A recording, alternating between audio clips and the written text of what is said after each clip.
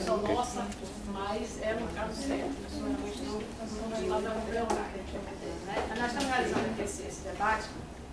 Sem microfone, né? Para a gente falar tranquilamente. Eu quero dizer que deixa eu falar aí, para se a gente ouvir, a gente só quer abrir o microfone, porque está transmitindo para o interior e para o Jeff esse debate.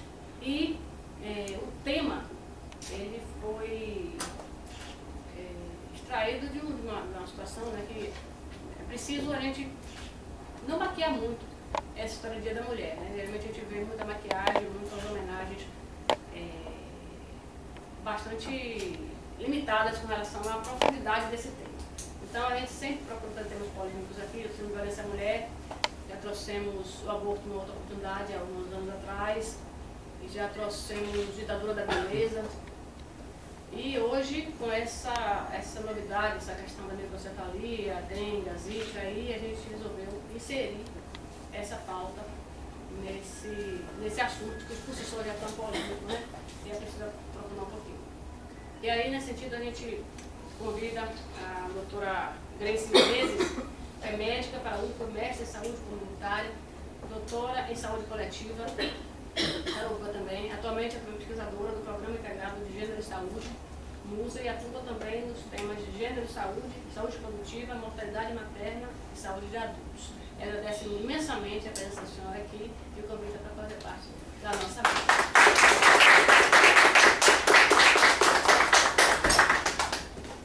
Olá, Rosê.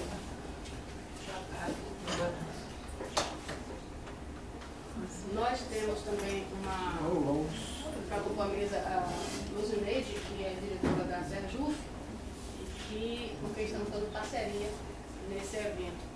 Está fazendo estrutura para gente.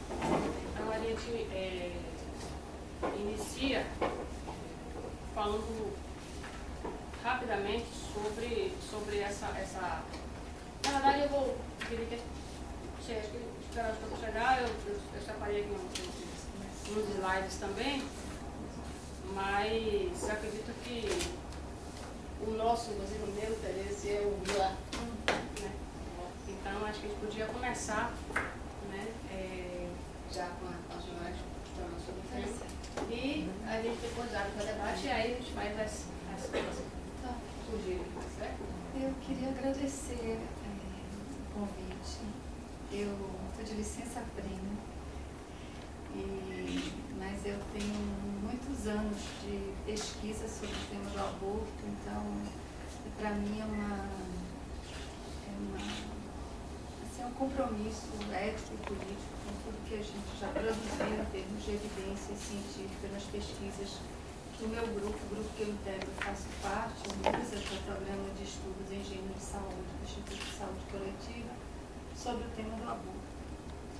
E eu acho que a epidemia da zika e com esse desfecho trágico que é a microcefalia recoloca a questão do aborto de uma forma muito importante. Eu acho que em todos os espaços isso deve ser discutido, né? As mulheres devem se apropriar das informações que a ciência está começando a produzir, que a sociedade está discutindo, com essa polarização muito grande entre as pessoas que são contrárias e outras que são favoráveis ao direito de escolha das mulheres nessa situação.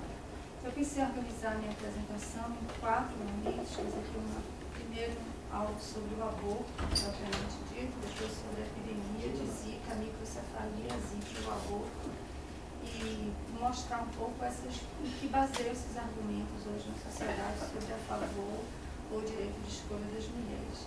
Então, acho que todo mundo sabe que o aborto é crime no Brasil, ele só não é passível de punição em 3 situações: quando ele apresenta risco de vida para a mulher, quando ele é resultante de uma violência sexual e em 2012 o Supremo Tribunal Federal autorizou não o aborto, mas a antecipação do parto e a interrupção da gravidez nos casos de fetos que têm uma inviabilidade compatível com a vida, que é especificamente a anencefalia.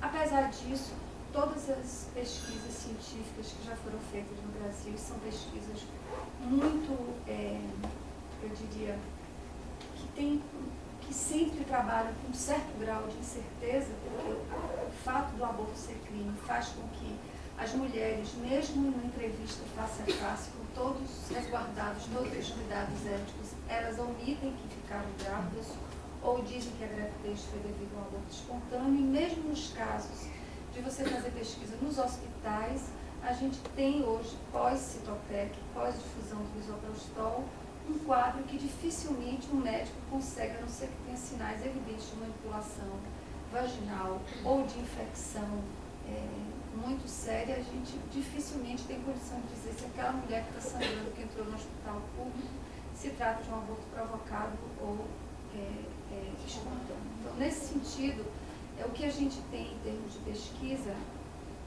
apesar disso, apesar dessa cautela, mostram que o aborto é muito praticado no Brasil. Então, a primeira pesquisa de âmbito nacional foi feita em 2010 por esses dois autores, Débora Diniz e Marcelo Medeiros, e é um levantamento em âmbito nacional, né, com mulheres alfabetizadas nas áreas urbanas, que mostra que, ao completar 40 anos, 1 a cada 5 mulheres disse que já abortou. O relato de aborto foi crescente com a idade, quanto mais velha a mulher, mais ela diz que abortou, e isso com um pico entre 18 e 29 anos, que é um pouco o pico reprodutivo, né, da idade reprodutiva das mulheres. Quanto mais escolarizada a mulher, menos ela relata o aborto. Então, o aborto é algo mais frequente entre as mulheres menos instruídas, e ele foi declarado pelas mulheres independente da religião. Então, tanto as católicas, quanto as espíritas, quanto as mulheres sem religião, quanto as mulheres evangélicas declararam um aborto. Quase a metade disse que usou uma medicação, tratamento Citotec, e um pouco mais da metade necessitou ser internada. Esse é o mapa do Brasil mostrando os dados de internação hospitalar por aborto nas unidades públicas de saúde. Então, vocês veem que em todos os municípios do país, você tem uma internação, mulheres que se internam por aborto, ainda que você tenha essa concentração em alguns lugares aqui no Rio de Janeiro, São Paulo, Sudeste ou Nordeste do Brasil, e alguns estudos que têm sido feitos, têm mostrado nos últimos anos que a internação por abortamento no Brasil está tendendo a diminuir. Tanto a internação quanto as mortes, muito em função, do declínio da fecundidade, né, diferentemente das nossas avós, a média de filhos de mulheres brasileiras hoje é 1 a 2 filhos, independente do local onde elas residem, da escolaridade, você tem uma diminuição clara da taxa de fecundidade, porque as mulheres hoje usam mais contracepção, isso que também não se pode afastar, muito provavelmente, por causa do uso do misoprostol. O misoprostol, mesmo hoje sendo vendido em lugares extremamente inseguros para as mulheres, na rota do tráfico de drogas, tem propiciado as mulheres gerir o seu próprio aborto, e pelo menos uma parte importante delas não precisa ir ao hospital, usa a medicação de forma correta, muito precocemente na gravidez, e aborta em casa, ou não necessita ir ao hospital, não complica, não necessita ir ao hospital. Bom, apesar disso, né, desse quadro diferente de 30, 40 anos atrás, onde as mulheres usavam agulha de tricô, colocavam produtos cáusticos na vagina e morriam muito mais do que hoje, o aborto ainda é a terceira causa de morte de mulheres grávidas no parto pós-parto. A única pesquisa que foi feita em 2002 mostrou que o aborto era a terceira causa de morte. E, diferentemente das mulheres que abortam, que a gente falou, então são todas as mulheres, independente de raça, cor, de religião, etc., tem um perfil muito claro das mulheres que complicam, que morrem, são as mulheres negras, mais pobres, menos escolarizadas, que moram nas periferias das cidades, nos lugares onde tem menos acesso, inclusive, aos serviços de saúde. Aqui em Salvador, onde o aborto é a primeira causa de morte materna, era na década de 90, diferentemente de outros lugares, a gente tem uma associação muito grande do aborto, tinha uma associação a cada ano, morriam jovens e na circunstância da morte tinha a questão do suicídio. Então, nós não sabemos hoje hoje no Brasil, nenhum pesquisador sabe de fato qual a extensão das complicações, tanto imediatas quanto as tardias em decorrência ao aborto. A gente não sabe quantas mulheres ficam estéreis por causa de abortos mal sucedidos. Sabe que é menos do que antes, mas a gente não sabe quantas mulheres, de fato, têm complicações, sequelas físicas. Não é? Bom, as mulheres, uma parte das pesquisas é realizada em hospitais públicos. A gente sabe muito pouco dos hospitais, das clínicas privadas. Não é? Nos hospitais públicos, o que a gente sabe é que as mulheres são submetidas àquilo que a gente pode caracterizar como violência institucional.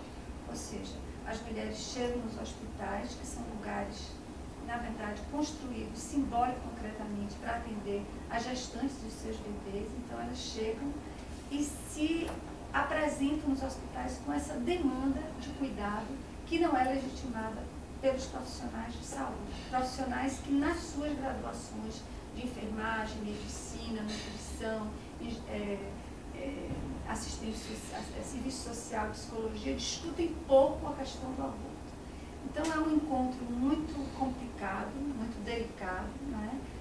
Há pesquisas em vários lugares do Brasil mostrando casos de violência verbal. As mulheres continuam no Brasil, todas que fazem aborto, ou quase todas, para esvaziamento do útero, é utilizado a curetagem uterina, que é um procedimento proscrito pela Organização Mundial da Saúde. A curetagem deve ser utilizada em pouquíssimos casos. Poucos hospitais do Brasil usam aspiração manual, a vácuo, ou mesmo aspiração elétrica, que é muito utilizada nos serviços privados. Não é? E há muita negligência no próprio tratamento das mulheres. As mulheres se queixam de que a dor delas não foi aliviada, tem medicações para isso, e essa interação com os profissionais é muito curta, muito rápida, muito breve. A alta é feita de uma forma burocrática, sem que as mulheres sejam explicadas aquilo que lhes propiciaria, inclusive, evitar um novo aborto. Então, esse é o resultado de uma pesquisa que nós fizemos aqui em Salvador e em Recife, em São Luís, com 2.800 mulheres, em agosto de 2012. Então, vocês olham aí o que as mulheres, as 2.804 mulheres, independente do aborto ter sido provocado espontâneo, porque esse é um dado também perverso, que as mulheres que entram nos hospitais com aborto espontâneo são tratadas também da mesma forma, porque é uma suspeição de que elas provocaram o aborto. Então, pouquíssimas mulheres nos disse que foi informado sobre a curetagem. Uma parte importante das mulheres disse que não teve alívio da dor antes do procedimento. Em São Luís, sobretudo, só 1 a cada 5 mulheres foi examinada após o procedimento. Poucas tiveram orientação sobre cuidados pós-alta, agendamento de revisão pós-alta, informação sobre o planejamento familiar, prescrição de métodos local métodos contraceptivos local de obtê-los, orientação sobre o risco de gravidez imediata e a permissão do acompanhante, que ainda, se não é ainda realidade em todas as maternidades para as mulheres que parem, imagine para as mulheres que abortam. Então, também a gente tem poucas pesquisas, aliás, uma única pesquisa acabou de ser publicada ontem ou hoje numa revista, uma pesquisa de autoria dessa moça, Paloma Silveira, que foi minha co-orientanda no ISCA, que estuda entrevista mulheres aqui em Recife que fizeram aborto em clínicas privadas. E ela mostra como nas clínicas privadas, supostamente, as mulheres, porque pagam, estão consumindo um serviço bom. Ela mostra como também nas clínicas privadas as mulheres estão à mercê dos profissionais, numa zona, a clínica privada, que é completamente fora da ação do Estado, sem regulação do Estado, e que as mulheres ali podem ser muito bem tratadas, mas também podem ser muito maltratadas. Ela tem entrevistadas em Recife, uma entrevistada que disse ter feito, o médico na clínica fez o aborto sem anestesia.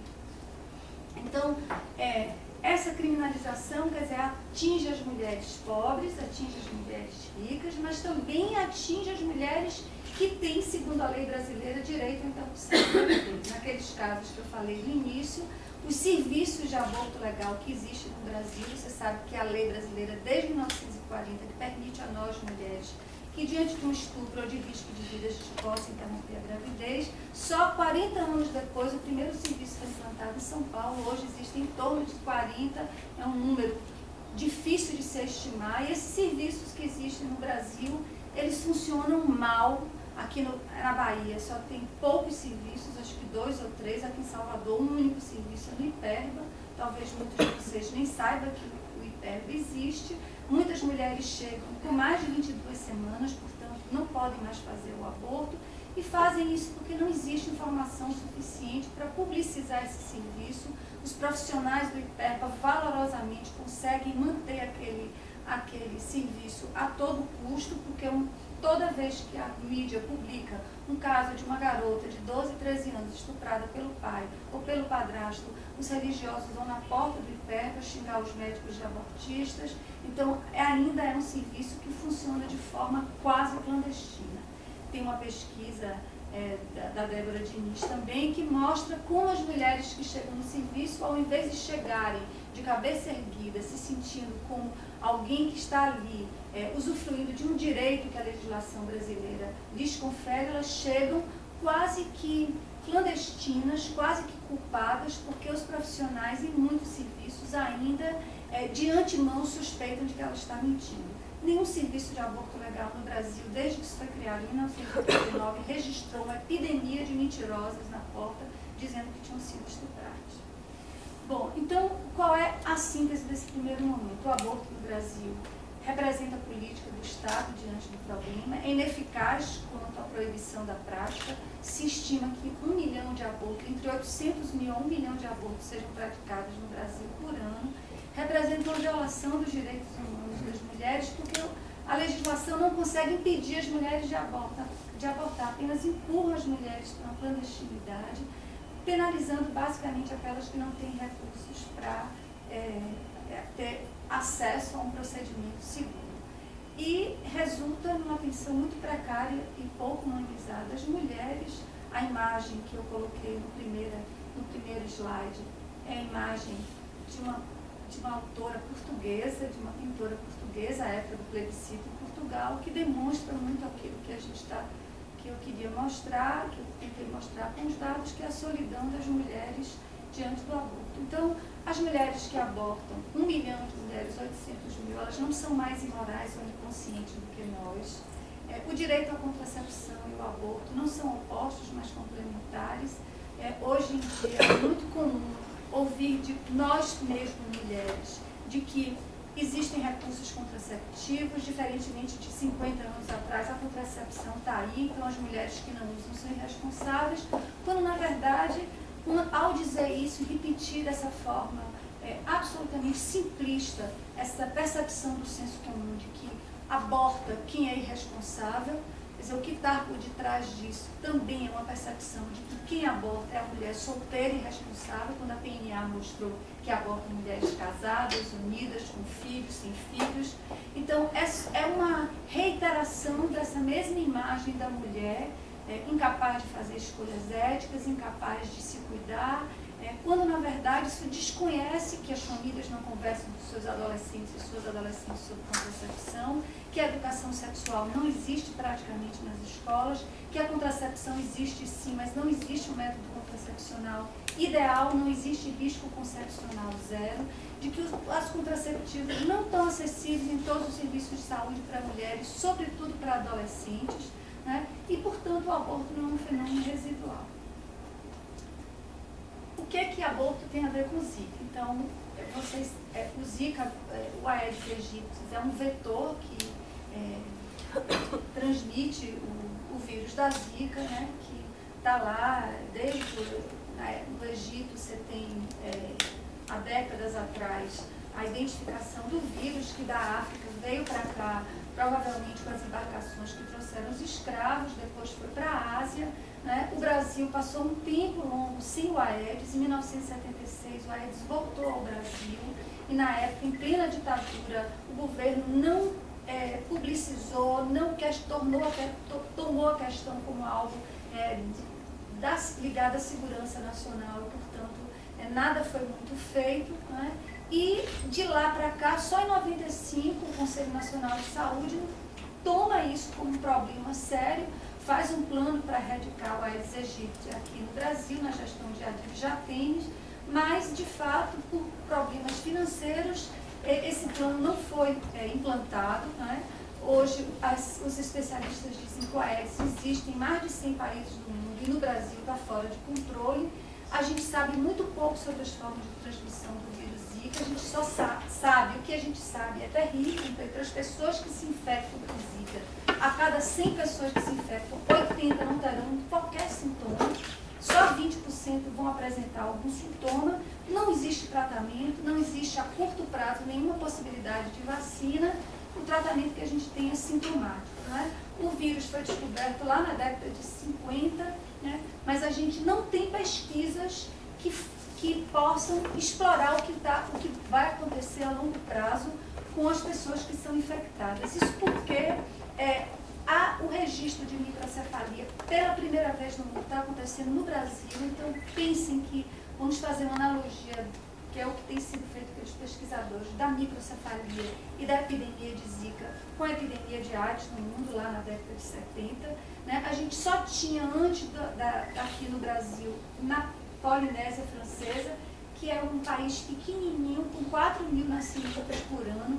Ali se registrou um aumento do caso de microcefalia, 17 casos foram registrados entre 2014 e 2015, mas como lá o aborto é permitido, a maior parte dos fetos foi abortado.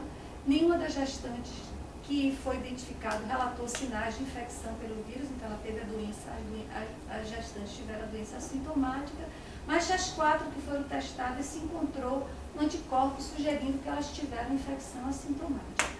O que a gente sabe é que um ataque viral no início da gravidez, pelo tropismo, quer dizer, pela atração do vírus com as células nervosas, faz danos no cérebro. A microcefalia, então, é um desses danos mais graves.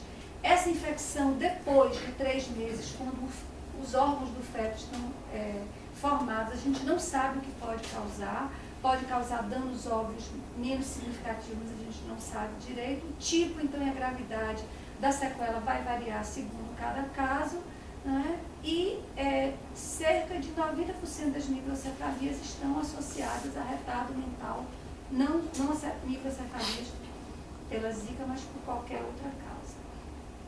Então, apesar de tudo ser muito recente, não é?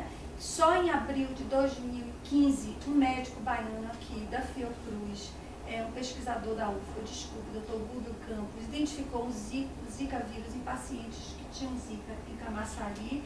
Depois, lá em Belém, depois teve todo o registro de casos e aumento dos casos em Pernambuco em Ceará, em alguns Paraíba, em alguns estados do Nordeste, mas sobretudo Pernambuco, onde teve o maior número de casos. E em Belém, no Instituto Evandro Chagas, foi feito exames num bebê que nasceu com microcefalia e se identificou a presença de vírus Zika em amostras. Ontem saiu no jornal a divulgação de uma pesquisa, porque isso agora está sendo feito muito, começando a mostrar como é que o Zika vírus danifica as células cerebrais. Quer dizer, você tem a cada dia mais evidências científicas dessa relação Zika vírus com a síndrome Zika, né? em que a microcefalia, na verdade, é um dos danos principais.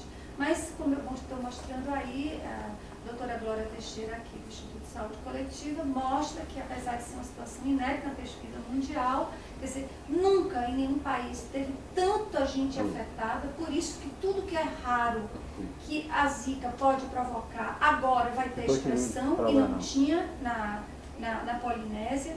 E tem todas essas evidências de que coincide a concentração de microcefalia após o pico de epidemia nas cidades do Nordeste, a dispersão geográfica dos casos que sugere doença de transmissão, a grande proporção de mães com recém-nascidos que disse que teve Zika no primeiro trimestre, a imagem sugestiva na ultrassonografia que mostra uma sugestão de agente infeccioso e essas novas evidências agora recentes, como eu falei, identificar o RNA do Zika no líquido amniótico ou o Zika vírus em tecidos de recém-nascidos que foram a óbito e na própria placenta. Bom, vocês sabem que em novembro de 2015, então, o Brasil, a OMS, depois o Brasil, adota uma situação de emergência em saúde pública de importância nacional, tem salas implantadas em todas as unidades de federação, inclusive aqui na Bahia. Na Bahia, a gente tem, então, hoje, ontem a Secretaria divulgou um boletim mostrando que nós temos hoje 863 casos de microcefalia registrados em 144 municípios do estado.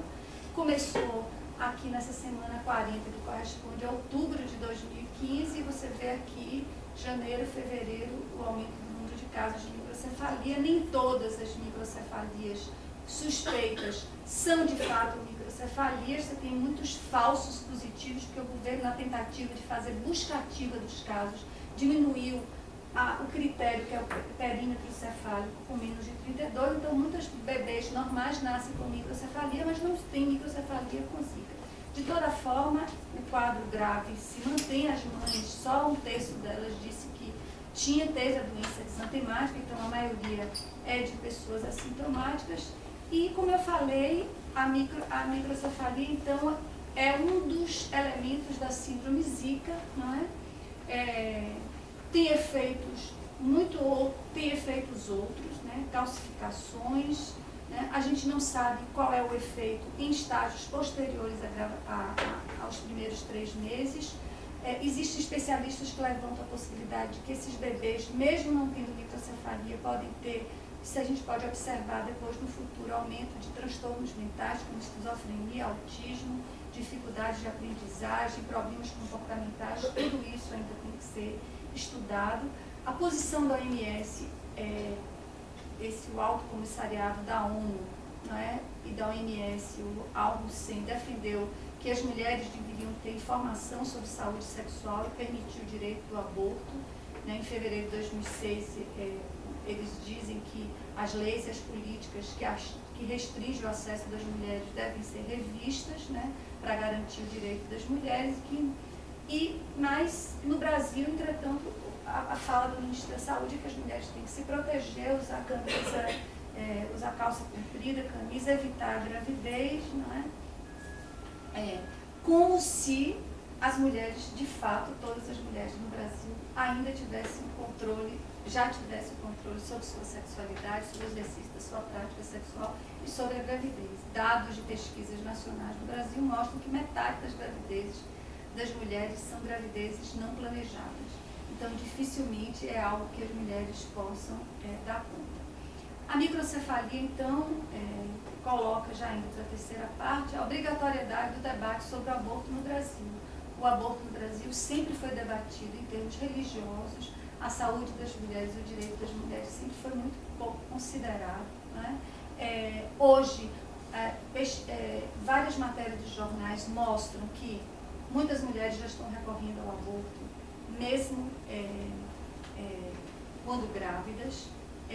Tem mulheres que começam a abandonar os seus bebês nos hospitais, bebês com microcefalia, com deficiência, isso já acontecia. Há parceiros que abandonam as mulheres cujos filhos nasceram com microcefalia.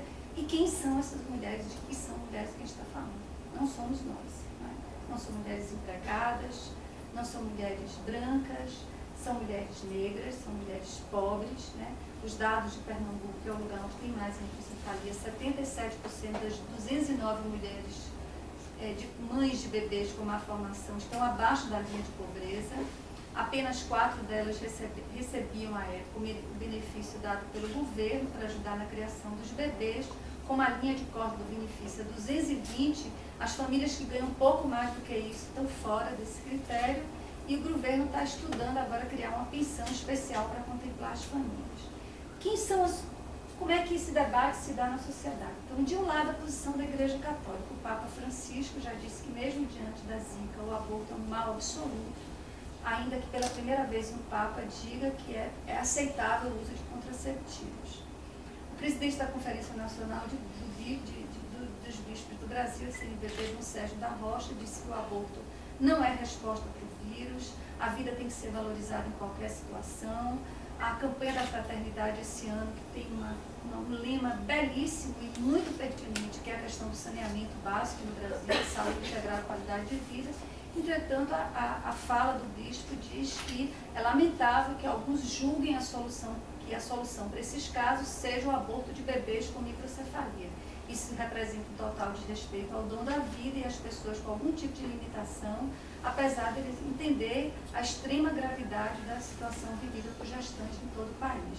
Uma bióloga, Lenise Garcia, que é presidente do Movimento Brasil Sem Aborto, diz que as crianças normais serão abortadas, que a sociedade deve valorizar a vida e que o aborto nunca é solução para a mulher.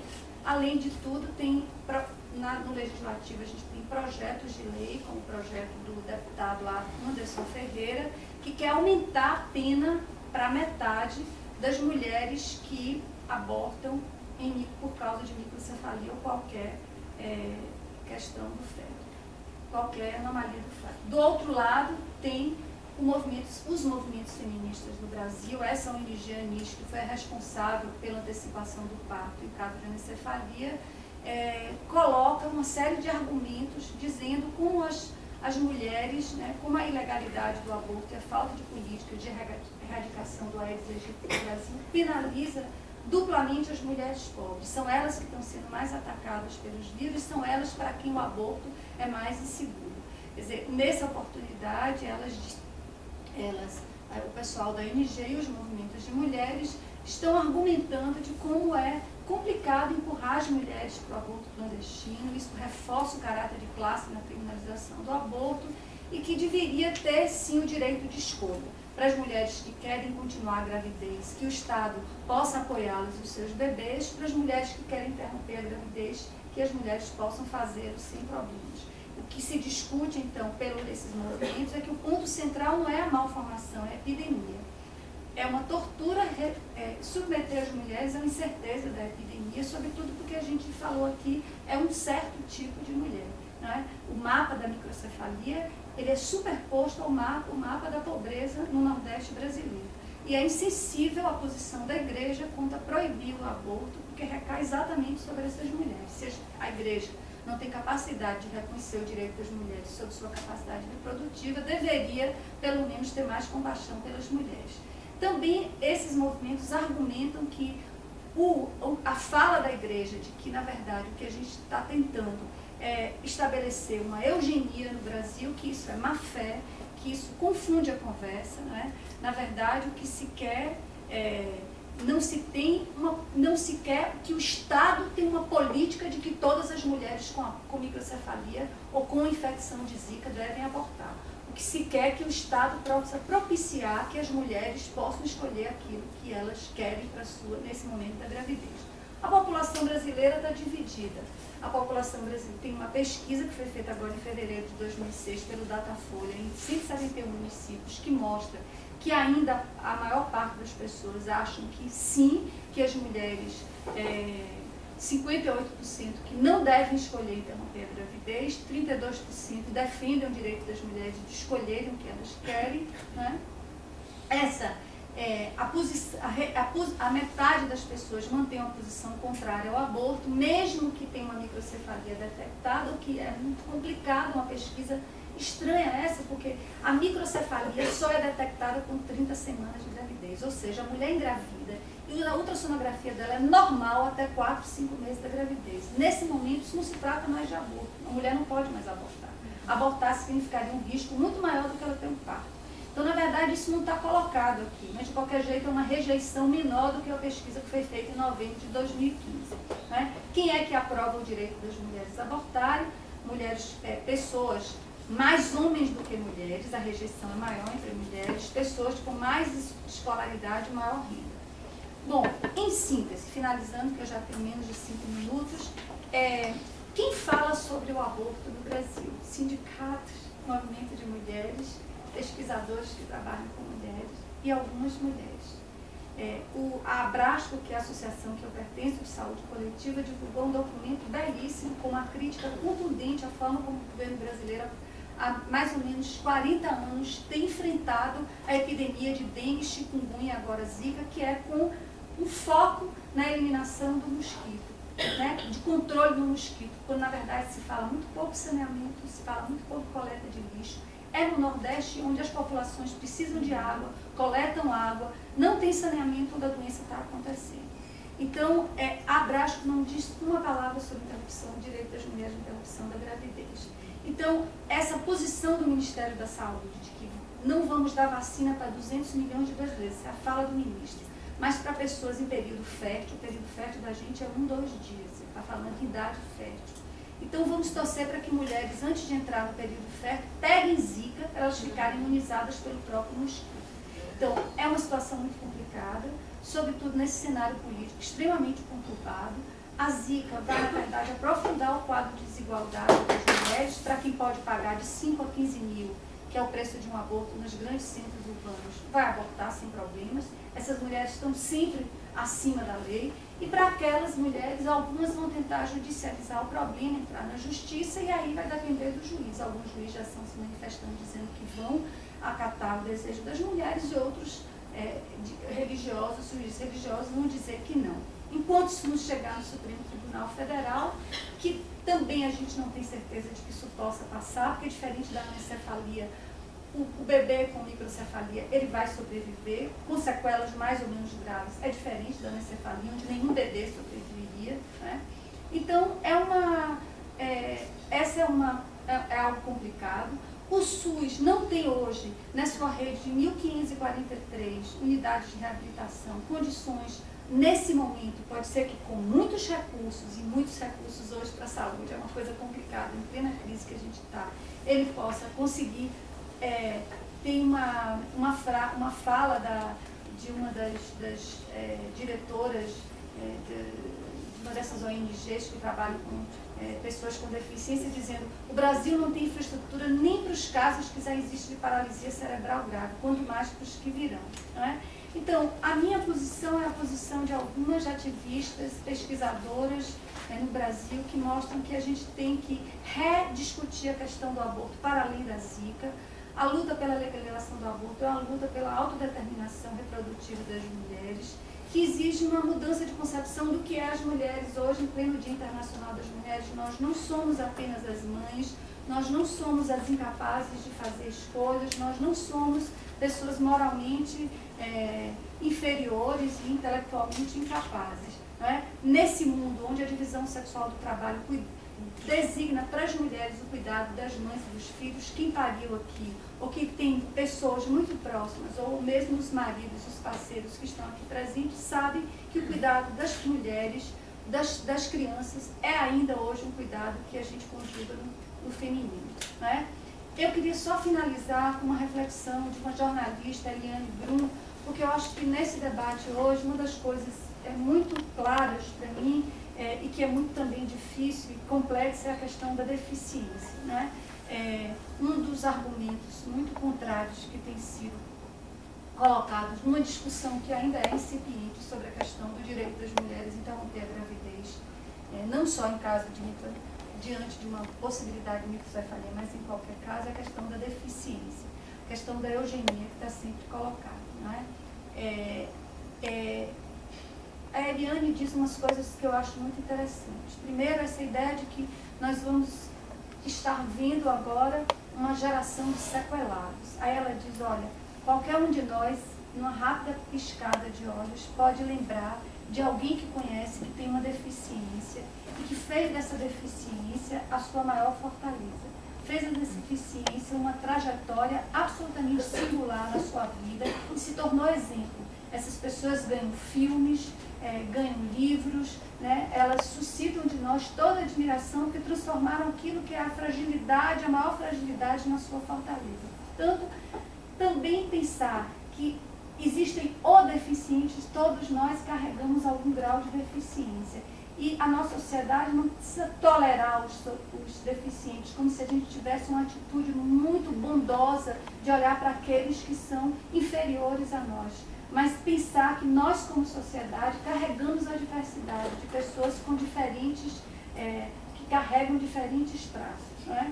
Então, o que ela mostra na discussão dela é como os deficientes no Brasil têm problemas muito menos com a sua própria deficiência e mais com as barreiras sociais que são colocadas. A barreira com a escola, não sei se vocês sabem, hoje tramita no Supremo Tribunal Federal uma ação que é feita pelos estabelecimentos de ensino para se livrar da obrigatoriedade de assegurar a educação aos estudantes com deficiência, todo o isolamento que a gente sabe que os deficientes têm no convívio social, a invisibilidade das pessoas nas propagandas de televisão, dos meios das mídias de uma forma geral, o acesso ao trabalho.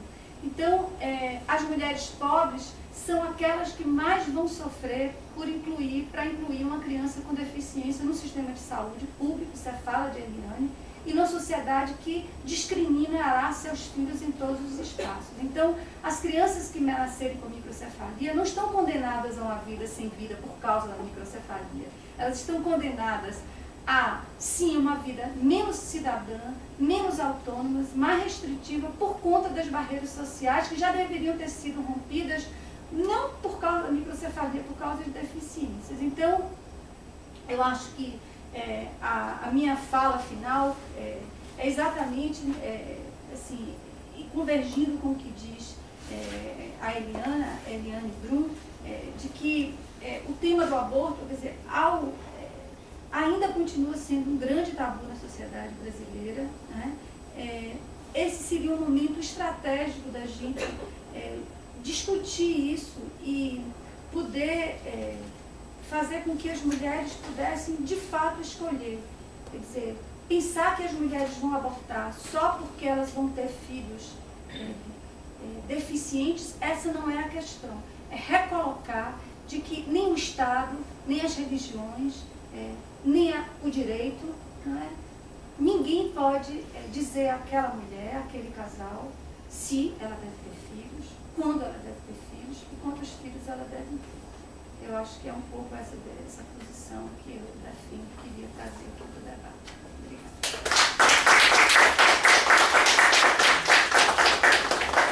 Bem, em primeiro lugar, agradecendo mais uma vez a presença brilhante, a discussão brilhante, vai ser muitos pontos para mim, e dizer que a gente vai fazer um sorteio dos DVDs que nós trouxemos. O filme é O Aborto dos Outros. E aí, porque os outros? A doutora Carucarice, como falou, que nenhuma de nós aqui está nesse mapa, né, que está sujeito a esse tipo de situação. São os outros. Né? E esse filme vai mostrar muito quem são esses outros.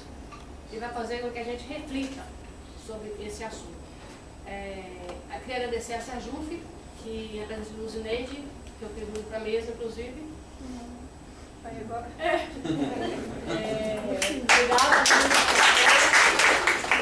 E reforçar o agradecimento por ela ser militante da Igreja Católica, pessoa religiosa, uma pessoa sempre aberta a qualquer tipo de discussão aqui dentro, sempre disposta a apoiar o sindicato nas parcerias que a gente faz para conscientizar os servidores, seja que assunto for. E isso realmente é um mérito muito grande dela ter essa abertura para fazer esse debate. Não pode debate. Eu acho isso muito importante. Né? E depois eu tenho uma pesquisa para mostrar da Carta Capital, que eu acho que muito enriquecedora também com relação a dados, é rapidinho, é só 2 slides só. E eu queria abrir para eles para falar também alguma coisa, e a gente abre para as perguntas, e dependendo do número de perguntas, a gente submete a doutora para ela responder, e a gente faz o sorteio. Tranquilo? Tudo bem? Vai ser uma coisa bem rápida, bem tranquila.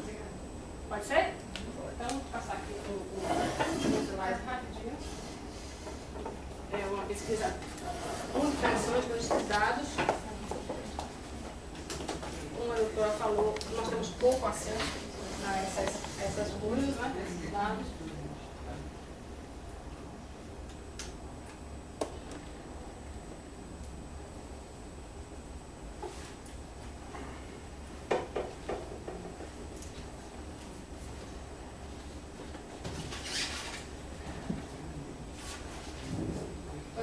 A revista da Carta Capital, e fez a pesquisa, né? E aqui relata um caso um caso verídico, um caso que inclusive suscitou várias aulas de direito sobre essa senhora aqui, que é de 37 anos, viciada em drogas, ia ser, não sei se já foi, é júri popular, porque fez a opção por abortar. E foi denunciada por um enfermeiro do hospital de base, foi inocentada na primeira instância, mas houve recurso para ela ir a júri popular, porque fez um aborto, uma pessoa desempregada, viciada em drogas, o Estado quer obrigar ela a ter esse filho. Né? E está em júri popular e foi uma repercussão muito grande. Né? Esse assunto, isso é muito importante que a gente... E isso aqui, ó, essa pesquisa aqui, na Carta Capital, dá um retrato mais ou menos, não tão bom como a doutora fez, mas porque é um horizonte bem limitado, mas veja bem, aqui, o que mostra a pesquisa. Que a maioria dos casos relatados aqui se deu quando a mulher possuía de 12 a 19 anos. 12 a 19 anos. 12, né? 12. Eles dizem que a mulher de 12 anos tenha um filho, né, realmente é condenar duas pessoas, duas crianças a terem uma vida, né, limitada. 12 anos. Outra coisa, a maioria das mulheres que interromperam a gravidez possuíam parceiro regular. Isso conduz também naquela velha hipocrisia de culpar apenas a mulher pelo aborto. Ela não era sozinha, ela tinha um parceiro. Muitas das mulheres são obrigadas, inclusive, pelo parceiro a abortar. Também não se conduz sobre isso. Continua se culpabilizando a mulher. Outra coisa são os dados oficiais, né, que só é muito difícil conseguir dados reais. Dados oficiais são muito poucos. Muitos abortos, a maioria deles são clandestinos. Então é muito difícil de conseguir. Então sabe que o doutor falou sobre os 1 milhão de abortos, deve ser muito mais do que isso. Outra coisa importante, a lei, essa pesquisa mostrou que a lei não impede o aborto. A lei não impede o aborto. Então é uma lei inócua para o objetivo que está colocado. A lei visa o direito à vida. Só que essa lei só faz com que se perca duas vidas, a do feto e a da mulher, que sem condições econômicas vá abortar de forma insegura. Então é preciso rever essa situação, porque uma lei é justa e aplicada quando ela atinge a sua finalidade. Essa lei não atinge. Então tem que se buscar outro método para evitar o aborto. Porque tem que ser evitado mesmo. Tem que ser evitado. Mas que método? É criminalizando que se evita? Não. Está provado que não é. E uma coisa importante também, o Brasil é o 4º país que menos reduz a mortalidade materna do mundo. Do mundo todo, o Brasil é o 4º país que menos reduz a mortalidade materna. A ONU diz que o Brasil vai seguir ainda por anos sem cumprir essa meta. Foi estabelecida pela ONU para 2015. Mas, o que essa pesquisa nos mostra ainda? Aqui um mapa do aborto mostra que a legislação do aborto no Brasil está igual à do Afeganistão. O mapa do aborto mostra ali. Aqui o aborto proibido, o de vermelho. Vermelho um pouquinho mais para ficar mais visível. No caso do Brasil, está semelhante a países muçulmanos, a países onde a mulher é semelhante a um cachorro, a um animal de estimação. Então, tem uma coisa errada. Porque as leis no Brasil são iguais a países que mantêm a mulher com esse tipo de lugar que ocupa na sociedade. Tem uma coisa errada aí. É preciso rever isso? Acho que passou da hora de rever. Mas não é rever liberando o aborto. Ninguém aqui é a favor do aborto. Ninguém é contra o aborto, fica bem claro. Ninguém é a favor da vida das mulheres. E tem que se procurar formas e métodos de fazer com que a mulher não aborte, mas que, se for preciso, ela tenha segurança para sobreviver a ele. E a prova é de que países que liberaram o aborto, que descriminalizaram o aborto, a incidência de aborto diminuiu. Porque não vem sozinho, liberou geral. Primeiro que o aborto não é não se troca de roupa fazer um aborto. É difícil, mas não vem sozinho. Vem uma política de assistência, de orientações para que ela reflita se realmente é preciso e antes de engravidar, uma política também de estudos sobre contracepção, para que o aborto, a interrupção da gravidez seja uma situação extrema e que ela seja assistida. E tenha condição de decidir se quer ou não quer. E não seja obrigada a morrer ou até ser presa por isso. Então é importante que a gente reflita, porque quando a gente fala sobre aborto, nós não estamos defendendo ele. Nós queremos apenas que a mulher parem de morrer. E o aborto salvador é a primeira causa de morte na Terra. Isso é muito grave. E a lei no Brasil é igual a da feminista. Isso é muito grave também. É preciso que a gente reflita sobre isso. E, bom, esse debate não vai se encerrar por aqui, é só uma reflexão para que vocês vejam o vídeo, procurem outras fontes, usem mesmo ter palavra aqui também para expressar a opinião dela, porque o Brasil é um país laico.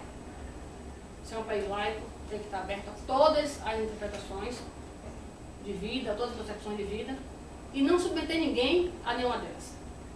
Todos estamos livres para optar por qual estilo de vida, qual concepção nós vamos obedecer. Então, é abertura geral, é democracia geral e laicidade geral que respeitar. Então, princípios legais, de saúde, não pode se cortar em dogmas. Por mais bonitos e bem intencionados que eles sejam, eles certamente são. Quem conhece Luz sabe que ela é capaz de fazer mal a qualquer... Realmente é uma unanimidade aqui nos indivíduos. Mas é preciso que a gente tenha liberdade de optar. Direito à decisão. Luz? Primeiro, parabenizar a Denise pela eleição, né? Denise é guerreira, né? Uma mulher realmente assim, aguerrida e que está sempre lutando pelos direitos dos servidores. Parabéns, doutora, pela sua explanação, boa, bem esclarecedora, né? E eu mantenho a minha posição de realmente cristã católica, né? Como fico feliz por Denise dizer que aqui ninguém é a favor do aborto, né? Mas da vida das mulheres. Tanto que quando há risco de vida da mulher, a igreja não é contra. Se a mãe estiver em risco. Fora disso, não. Porque o 5º mandamento da lei de Deus diz não matar. E não matar significa dar direito àquela criança a nascer. Na minha 3ª gravidez, eu tive contato